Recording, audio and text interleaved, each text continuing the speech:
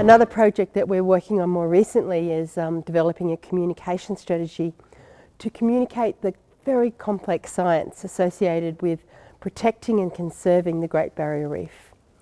As people worldwide know, we've been hit by two massive coral bleaching events in the last 2 years, where the water that surrounds the Great Barrier Reef was up above 30 degrees, which means that the algae leave the corals and we get the bleaching out. And when it's that severe, some of the coral dies and does not recover. So that's a great concern. And so it's important that we do things that can help the reef resist that sort of effect and even recover from it. Now, we're talking about a reef system that's 2,300 kilometres long. It's a very extensive area. So certainly the reef isn't all dead. There are some areas that are just as beautiful as they've ever been, but there's increasing areas of degradation. And to help protect the reef, we need the people on the land to do the right things.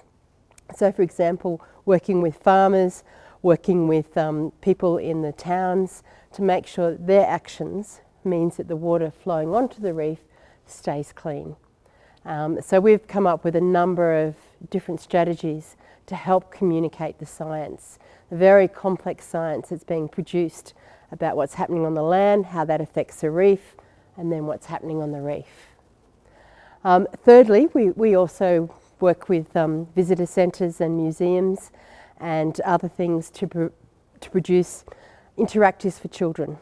And that requires simple language, it requires storytelling skills, but it also requires the opportunity for students to feel like that they can do actions that'll make a difference. So simple things like turning the power off at the wall, unplugging the power, making sure that air conditioners are set to 23 degrees, not more, will save energy. And all of those things are going to work together to help the process of having a more sustainable planet.